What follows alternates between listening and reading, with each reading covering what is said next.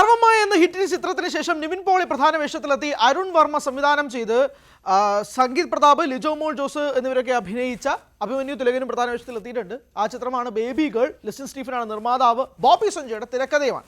ഇതൊക്കെയാണ് നമുക്ക് അണിയർ പ്രവർത്തകർ പറയാനുള്ളത്. സാം സിയോസ് ആണ് ഇതിൻ്റെ മ്യൂസിക് ഡയറക്ഷൻ കൈകാര്യം ചെയ്തിരിക്കുന്നത് എന്നതും കൂടി എടുത്തു പറയണം. ഇനി നമുക്ക് സംസാരിക്കാനുള്ളത് ഈ സിനിമയെക്കുറിച്ചാണ്. ആദ്യം തന്നെ പറയാം, ഇതൊരു ഡ്രാമയാണ്, ഇതൊരു ഇമോഷണൽ ഡ്രാമയാണ്, ഇതൊരു ത്രില്ലറാണ്. 2 മണിക്കൂർ 6 മിനിറ്റാണ് ചിത്രത്തിൻ്റെ ദൈർഘ്യം. ഈ ചിത്രത്തിന് അത്രയും വലിയ ദൈർഘ്യം വേണമായിരുന്നോ എന്നൊരു ചോദ്യം ഉണ്ടായിരുന്നു. കാരണം ഈ സിനിമയെപ്പറ്റി ആദ്യം സംസാരിക്കാനുള്ളെങ്കിൽ ഇതിൻ്റെ ടൈം ലൈനാണ്. 2 മണിക്കൂർ 6 മിനിറ്റ് ദൈർഘ്യമുള്ളത് നല്ലൊരു വലിവായിട്ട് തോന്നി. ഫസ്റ്റ് ഹാഫൊക്കെ ശരവേഗത്തിൽ പോയി. നല്ല ത്രില്ലർ സ്വഭാവങ്ങളും ത്രില്ലർ മൊമെൻറ്റ്സും ഒക്കെ ഉണ്ടായിരുന്നു ഫസ്റ്റ് ഹാഫിൽ. പക്ഷേ സെക്കൻഡ് ഹാഫൊക്കെ ആയപ്പോഴേക്കും ഒന്ന് കട്ട് ഷോട്ട് ചെയ്യാമായിരുന്നു. അതും ചെറിയ കട്ട് ഷോട്ട് വന്നത് നല്ല രീതിയിൽ കട്ട് ഷോട്ട് ചെയ്യാമായിരുന്നു. പക്ഷേ അത് വലിച്ച് ഇഴച്ച് എന്നാൽ ത്രില്ലർ സ്വഭാവം ഒന്നുമില്ലാതെ ഇമോഷൻസ് മാത്രം വെച്ച് ഹാൻഡിൽ ചെയ്തുകൊണ്ടാണ് സെക്കൻഡ് ഹാഫ് മുന്നോട്ട് പോയത്. അതുകൊണ്ട് തന്നെ സെക്കൻഡ് ഹാഫിൽ ഫസ്റ്റ് ഹാഫിന് കിട്ടിയ ആ ഒരു കിക്ക് കിട്ടിയില്ല. ഇമോഷണലി സെക്കൻഡ് ഹാഫ് നല്ല രീതിയിൽ വർക്കായി, പറയാതിരിക്കാൻ വയ്യ. പക്ഷേ എന്നാൽ പോലും അതിൻ്റെ ടൈം ചുരുക്കാമായിരുന്നു എന്ന് വീണ്ടും വീണ്ടും ആവർത്തിക്കുന്നു. പിന്നെ ഇതിൽ നിവിൻ പോളിയെ സെൻട്രിക് ചെയ്തല്ല സിനിമ പോകുന്നത്. സിനിമ സെൻട്രിക് ചെയ്ത് പോകുന്നത് 2 കഥാപാത്രങ്ങൾക്ക് മേലാണ്. ഒന്ന് സംഗീത് പ്രതാപ്, 2 ലിജോ മോൾ ജോസ്. ഇരുവരും ഗംഭീരമായിട്ട് സിനിമയിൽ അഭിനയിച്ചിട്ടുണ്ട്. നല്ല രസമായിട്ട് ഇവരുടെ പെർഫോമൻസ് സ്ക്രീനിൽ വന്നിട്ടുണ്ട്. സംഗീതാണ് എന്നെ ഞെട്ടിച്ചത്.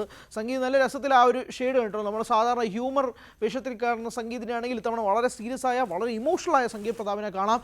And he has delivered his best എന്ന രീതിയിൽ തന്നെ സംസാരിക്കാം. ലിജോ മോൾ ആയിക്കോട്ടെ, ലിജോ മോളിന് ഇതൊരു ആദ്യമായിട്ട് ഇങ്ങനെ ഒരു കഥാപാത്രം കിട്ടുന്നതല്ല. ലിജോ മോളിന് ജയ് ഭീമിലൊക്കെ കണ്ടവർക്കറിയാം ലിജോ മോളുടെ റേഞ്ച് എന്താണെന്ന്. അത്രയും എക്സ്റ്റെൻഡ് ഒന്നും ലിജോ മോളിന് തൊടേണ്ടി ഒന്നും വന്നിട്ടില്ലാത്തത് കൊണ്ട് തന്നെ ലിജോയ്ക്ക് അനായാസമായി ഈ സിനിമ ഈ കഥാപാത്രം കൈകാര്യം ചെയ്യാൻ പറ്റിയതുപോലെ തോന്നി. ലാസ്റ്റ് കുറച്ച് മൊമെൻറ്റ്സ് ഉണ്ട് ഈ സിനിമയിൽ. ലിജോ അടിപൊളിയാക്കിയിട്ടുണ്ട്. അതിൻ്റെ ഡയലോഗ് ഡെലിവറി ആയിക്കോട്ടെ, ഇമോഷൻസ് ആയിക്കോട്ടെ, നമുക്കങ്ങ് കൊള്ളും. ഹൃദയത്തിൽ അങ്ങ് ഇടിച്ചു കയറുന്ന രീതിയിൽ ലിജോയുടെ പെർഫോമൻസസ് എടുത്ത് പറയേണ്ടതാണ്. നിവിൻ പോളി ഇങ്ങനെ ഒരു എന്താ പറയുക, ഒരു സ്റ്റിയർ ചെയ്തുകൊണ്ട് പോകും ഈ കഥ. നിവിൻ ഈ കഥാപാത്രം ഏറ്റെടുക്കാൻ ഉണ്ടായ കാരണം എന്താണെന്ന് എനിക്ക് അറിയത്തില്ല. ഒരു പക്ഷേ നിവിന് പകരം വേറൊരാളെങ്കിലും ആയിരുന്നെങ്കിൽ പോലും ഇതിൽ വലിയ മാറ്റമൊന്നും ഉണ്ടാകില്ല. നിവിൻ തന്നെ ചെയ്യേണ്ട കഥാപാത്രമാണെന്നൊന്നും പേഴ്സണലി ഫീൽ ചെയ്തിട്ടേ ഇല്ല. നിവിൻ ചെയ്തു, നിവിൻ നന്നാക്കി, അത്രേ ഉള്ളൂ. അതാണ് നിവിൻ്റെ ഒരു കഥാപാത്രത്തെക്കുറിച്ച് സംസാരിക്കാനുള്ളത്. ആൻഡ് പറഞ്ഞതുപോലെ തന്നെ ഒരു കുട്ടിയുടെ അബ്ഡക്ഷനുമായി ബന്ധപ്പെട്ടാണ് ഈ സിനിമയുടെ കഥ എന്ന് പറയുന്നത്. ഇത് ത്രില്ലർ സ്വഭാവമായതുകൊണ്ട് തന്നെ ഇത് ഞാൻ എവിടെയെങ്കിലും തൊട്ടാൽ അത് സ്പോയിലറാവും. സ്പോയിലർ ഒന്നും ആഗ്രഹിക്കാതെ അറിയേണ്ടവർക്ക് അത് ഭയങ്കര നെഗറ്റീവായിട്ട് ബാധിക്കുന്നതുകൊണ്ട് മാത്രം സിനിമയുടെ കൂടുതൽ ഘടകങ്ങളിലേക്ക് പോകുന്നില്ല. ഫസ്റ്റ് ഹാഫിൽ ത്രില്ലർ സ്വഭാവമുള്ള ടൈമിലൊക്കെ തന്നെ ഈ മ്യൂസിക് നല്ലോണം അടിക്കുന്നുണ്ടായിരുന്നു. അതായത് സാം സിയസിൻ്റെ വർക്ക് നല്ല രസമായിട്ട് വർക്ക് ചെയ്യുന്നുണ്ടായിരുന്നു. സിനിമാറ്റോഗ്രഫി ചെയ്തത് ഫായിസ് സിദ്ദിഖാണ്. ഫായിസിനെ സംബന്ധിച്ചിടത്തോളം നല്ല വർക്ക് തന്നെയാണ്. ഭയങ്കര ഗംഭീരമായ വർക്ക് എന്നൊന്നുമല്ല പറയുന്നത്, ബട്ട് ഇറ്റ് വാസ് നൈസ്. സിനിമാറ്റോഗ്രഫിയും ആ ഒരു സ്റ്റോറി ടെല്ലിങ്ങുമായിട്ട് നല്ല രീതിയിൽ ഇഴുകിച്ചേരുന്നതായിട്ടും നല്ല രസമുണ്ടായിരുന്നു അത് കാണാനും അനുഭവിക്കാനും. ഇത് തിരുവനന്തപുരത്ത് തന്നെയാണ് ഇതിൻ്റെ എല്ലാ ഷൂട്ടും ഉണ്ടായിട്ടുള്ളത്. ഒരു തിരുവനന്തപുരംകാരൻ എന്ന രീതിയിൽ എപ്പോഴും പല സിനിമകളിലും സംഭവിക്കുന്ന ഒരു കാര്യമാണ്. വട്ടിയൂർക്കാവ് കാണിക്കുമ്പോൾ അടുത്ത ഷോട്ട് കാണിക്കുന്നത് ശാസ്തമംഗലം ആയിരിക്കും, അല്ലെങ്കിൽ ശാസ്തമംഗലം കാണിക്കുമ്പോൾ അടുത്ത ഷോട്ട് കാണിക്കുന്നത് കേശവസൂരം ആയിരിക്കും. അങ്ങനെ ഒരു ബന്ധമില്ലാത്ത, അതായത് കണ്ടിന്യൂറ്റിയാണ് ഉദ്ദേശിക്കുന്നത്. പക്ഷേ വെവ്വേറെ സ്ഥലങ്ങളിൽ എടുക്കുമ്പോഴേക്കും അതൊരു ആസ്വാദനത്തെ നല്ലാതെ ബാധിക്കും. കാരണം നമുക്ക് ഈ സിറ്റിയൊക്കെ അറിയാവുന്നത് കൊണ്ട് തന്നെ ഒരു കണ്ടിന്യൂറ്റി കാണിക്കുമ്പോഴേക്കും വേറെ എവിടെയോ എടുക്കും, പിന്നെ വേറെ എവിടെയോ എടുക്കും. അതൊരു ചെറിയ ഇടിച്ചായിട്ട് തോന്നി. എനിക്ക് തോന്നുന്നു പല തിരുവനന്തപുരം നിവാസികൾക്കും അത് അടിച്ചിട്ടുണ്ടാവും എന്നാണ് വിശ്വസിക്കുന്നത്.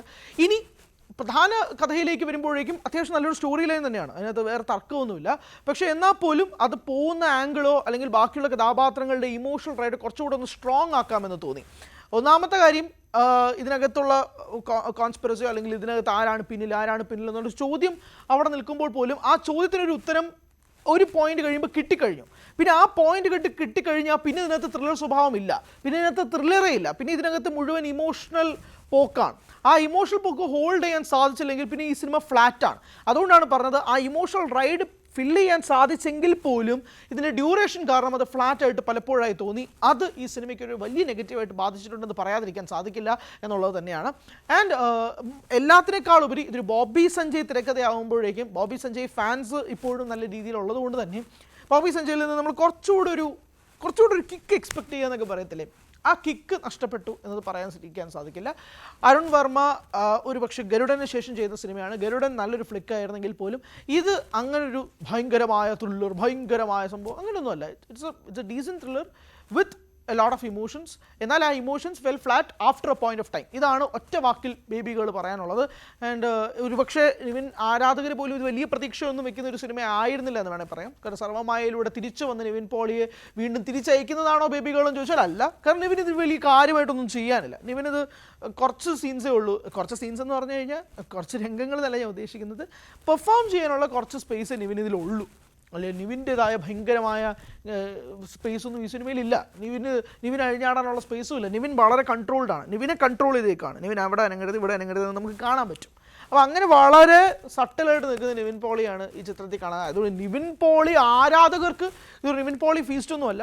ഇതൊരു സ്റ്റോറി പടമാണ്, ഇതൊരു കഥാപരമായ സിനിമയാണ്. ആ കഥയ്ക്ക് അനുസരിച്ച് തന്നെയാണ് ഈ സിനിമ പോവുകയും ചെയ്യുന്നത്. സോ ഇതാണ് ബേബി ഗേളിനെ പറ്റി നമുക്ക് സംസാരിക്കാനുള്ളത്. അഭിമന്യു തിലകൻ്റെ കാര്യം കൂടെ പറയണം. അഭിമന്യുവും നല്ല രസമുണ്ടായിരുന്നു. പലയിടത്തും ഷമ്മി തിലകൻ്റെ വോയിസ് ഒക്കെ കേൾക്കുന്നുണ്ടായിരുന്നു. അത് ഇറ്റ്സ് ദ ജീൻസ് അതുകൊണ്ട് തന്നെ അതിനകത്ത് വേറെ കാര്യങ്ങളൊന്നുമില്ല. പക്ഷെ എന്നാൽ പോലും നമുക്കത് ഹിറ്റ് ചെയ്യും.